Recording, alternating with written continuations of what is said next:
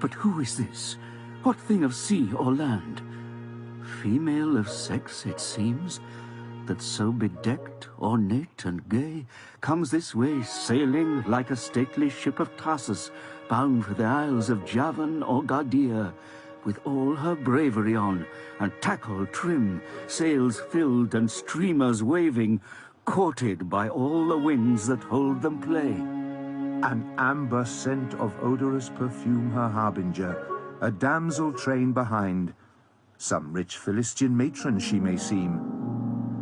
And now, at nearer view, no other certain than Dalilah, thy wife.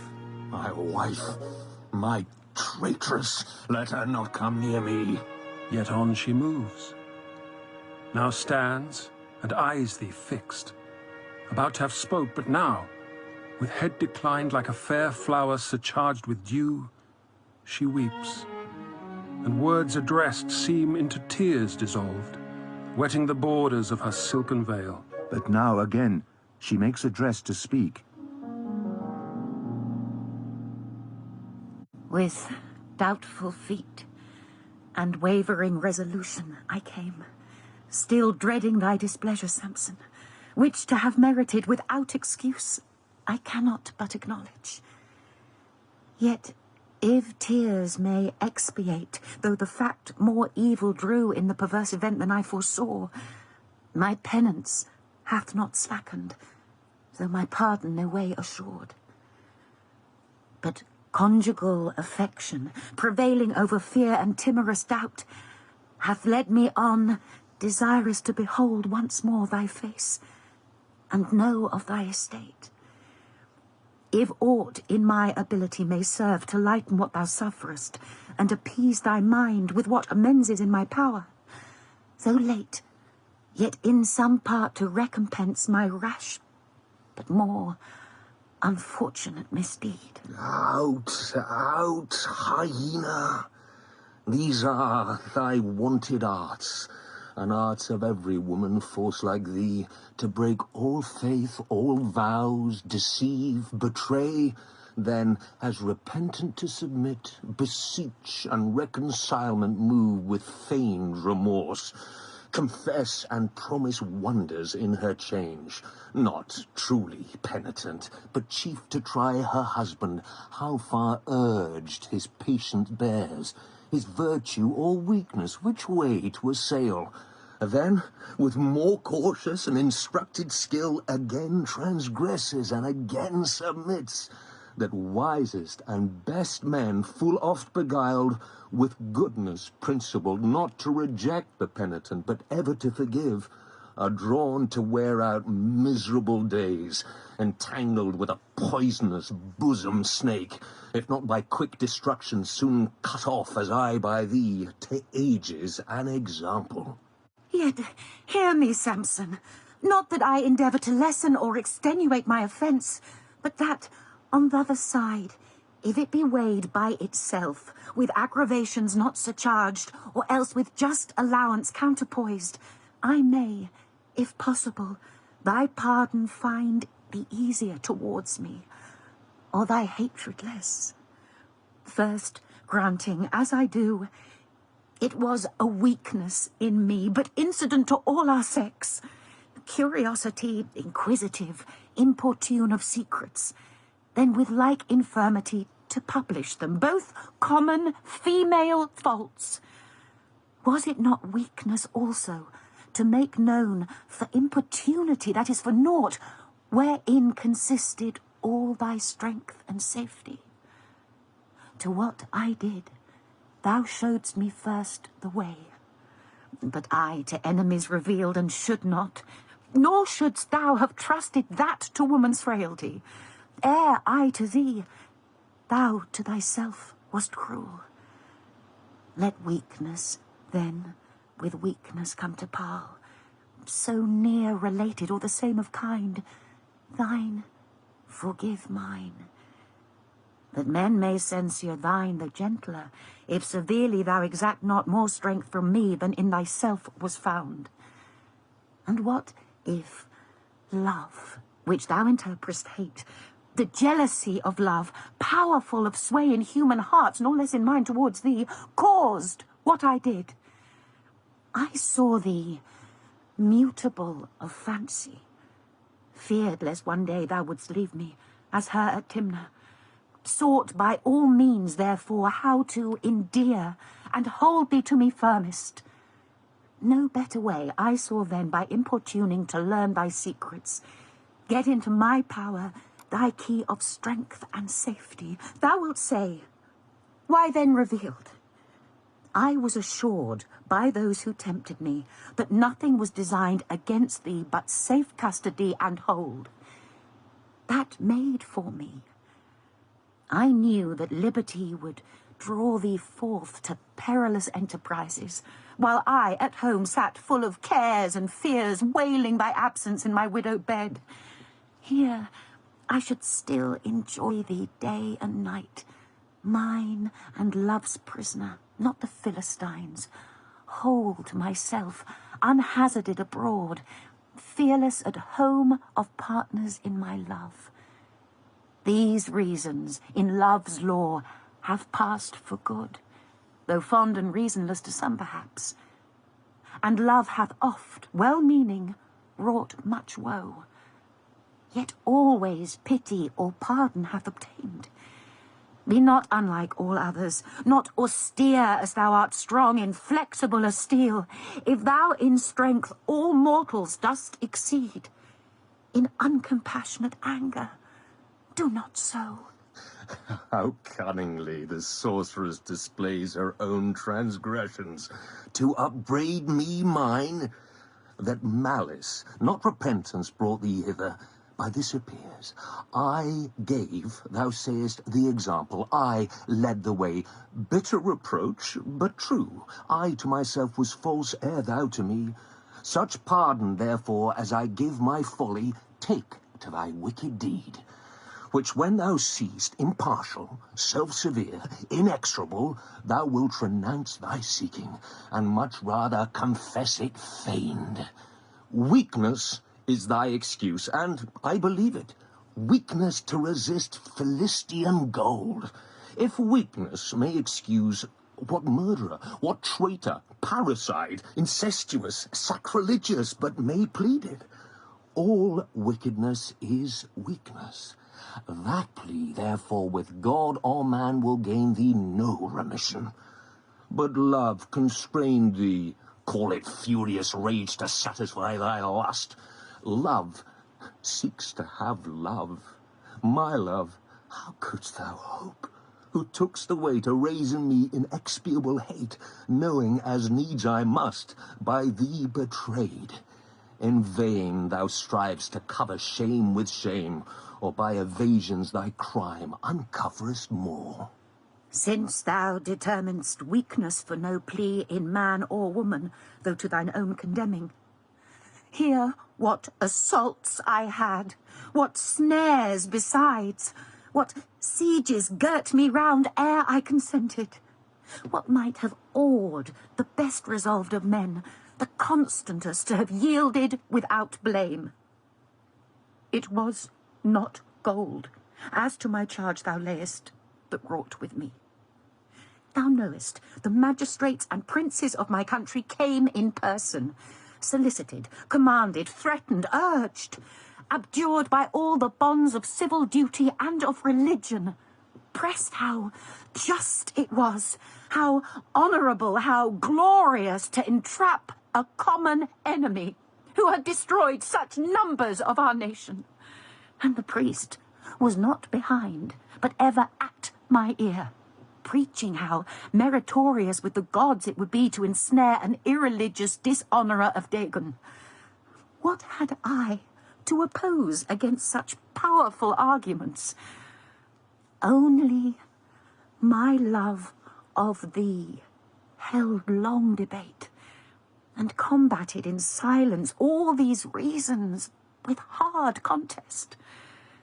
At length, that grounded maxim, so rife and celebrated in the mouths of wisest men, that to the public good private respects must yield.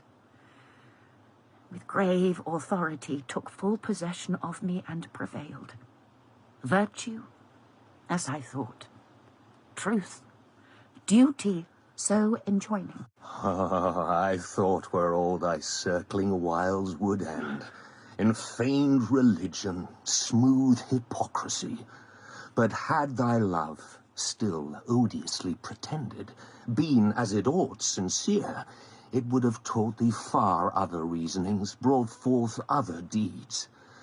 I, before all the daughters of my tribe and of my nation, chose thee from among my enemies, loved thee, as too well thou knewst, too well, unbosomed all my secrets to thee, not out of levity, but overpowered by thy request, who could deny thee nothing.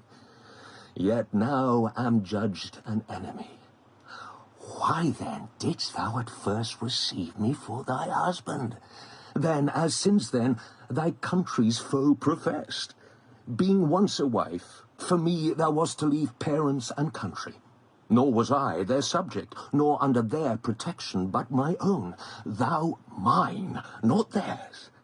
If aught against my life thy country sought of thee, it sought unjustly, against the law of nature, law of nations, no more thy country, but an impious crew of men conspiring to uphold their state by worse than hostile deeds, of violating the ends for which our country is a name so dear, not therefore to be obeyed, but zeal moved thee, to please thy gods thou didst it. Gods unable to acquit themselves and prosecute their foes but by ungodly deeds, the contradiction of their own deity. Gods cannot be. Less, therefore, to be pleased, obeyed, or feared, these false pretexts and varnished colours failing, bear in thy guilt. How foul must thou appear!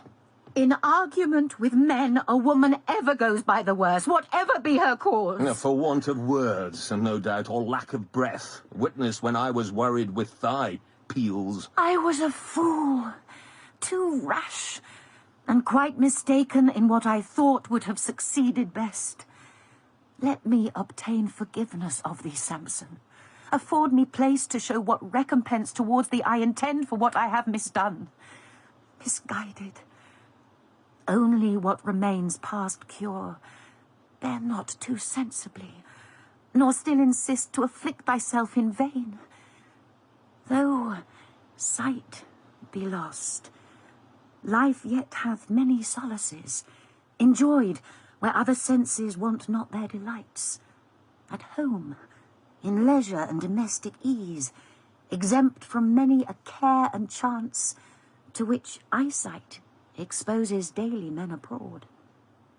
I to the Lords will intercede, not doubting their favourable ear, that I may fetch thee from forth this loathsome prison house, to abide with me, where my redoubled love and care, with nursing diligence to me glad office, may ever tend about thee to old age, with all things grateful cheered and so supplied, that what by me thou hast lost, thou least shalt miss. No, no, of my condition take no care. It fits not. Thou and I long since are twain. Nor think me so unwary or accursed to bring my feet again into the snare where once I have been caught.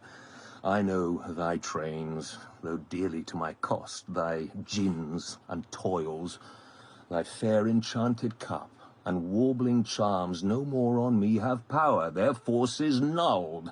So much of adder's wisdom I have learned to fence my ear against thy sorceries. If, in my flower of youth and strength, when all men loved, honoured, feared me, thou alone could hate me, thy husband, slight me, sell me, and forgo me, how wouldst thou use me now, blind and thereby deceivable, in most things as a child, helpless, thence easily condemned and scorned, and last neglected? How wouldst thou insult, when I must live exurious to thy will, in perfect thraldom? How again betray me, bearing my words and doings to the Lords, to gloss upon, and censuring frown or smile? This jail I count the house of liberty, to thine whose doors my feet shall never enter. Let me approach at least, and touch thy hand. Not for thy life, lest fierce remembrance wake my sudden rage to tear thee joint by joint. At distance I forgive thee, go with that. Bewail thy falsehood, and thy pious works it hath brought forth to make thee memorable among illustrious women, faithful wives. Cherish thy hastened widowhood with the gold of matrimonial treason. So, farewell. I see thou art implacable, more deaf to prayers than winds and seas. Yet winds to seas are reconciled at length, and sea to shore. Thy anger, unappeasable, still rages, eternal tempest never to be calmed. Why do I humble thus myself, and suing for peace, reap nothing but repulse and hate? Bid go with evil omen, and the brand of infamy upon my name denounced. To mix with thy concernments I desist henceforth, nor too much disapprove my own. Fame, if not double-faced, is double-mouthed, and with contrary blast proclaims most deeds on both his wings, one black, t'other white, bears greatest names in his wild, airy flight. My name, perhaps, among the circumcised in Dan, in Judah, and the bordering tribes, to all posterity may stand defamed, with malediction mentioned, and the blot of falsehood most unconjugal traduced. But in my country, where I most desire, in Ekron, Gaza, Asdod, and in Gath, I shall be named among the famousest of women, sung at solemn festivals, living and dead recorded, who to save her country from a fierce destroyer chose above the faith of wedlock bands. My tomb with odours visited and annual flowers. Not less renowned then in Mount Ephraim, Jael, who with inhospitable guile smote Sisera sleeping through the temples nailed. Nor shall I count it heinous to enjoy the public marks of honour and reward conferred upon me for the piety which to my country I was judged to have shown. At this, whoever envies or repines, I leave him to his lot, and like my own. She's gone. A manifest serpent by her sting, discovered in the end, till now concealed. So let her go.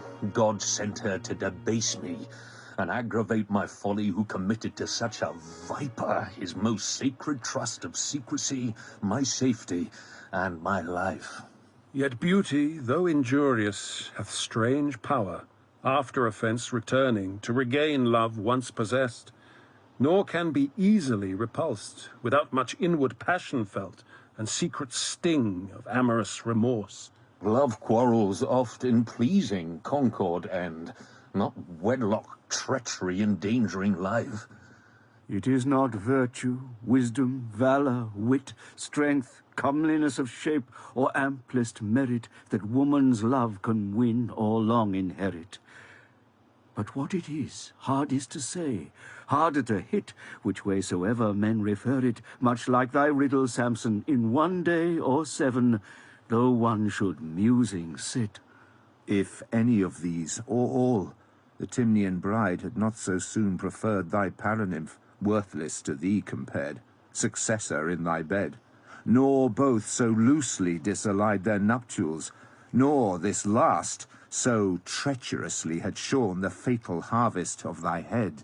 Is it for that such outward ornament was lavished on their sex, that inward gifts were left for haste unfinished, judgment scant, capacity not raised to apprehend or value what is best in choice, but oft is to affect the wrong? Or was too much of self-love mixed, of constancy no root infixed, that either they love nothing or not long?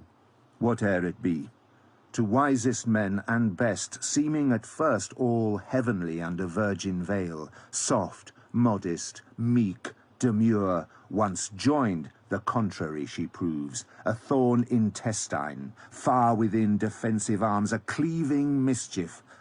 in his way to virtue adverse and turbulent, or by her charms draws him awry, enslaved with dotage, and his sense depraved to folly and shameful deeds which ruin ends.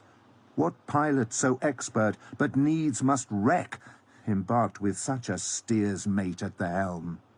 Favoured of heaven, who finds one virtuous rarely found, that in domestic good combines. Happy that house, his way to peace is smooth, but virtue which breaks through all opposition and all temptation can remove, most shines, and most is acceptable above. Therefore God's universal law gave to the man despotic power over his female in due awe, nor from that right to part an hour smile she or lour. So shall he least confusion draw on his whole life, not swayed by female usurpation, nor dismayed. But had we best retire? I see a storm. Fair days have oft contracted wind and rain. But this another kind of tempest brings. Be less abstruse, my riddling days are past. Look now for no enchanting voice, nor fear the bait of honeyed words. A rougher tongue draws hitherward, I know him by his stride, the giant Harifer of Gath, his look haughty as is his pile high built and proud. Comes he in peace? What wind hath blown him hither, I less conjecture than when first I saw the sumptuous Dalilah floating this way. His habit carries peace, his brow defiance. For peace or not, alike to me he comes.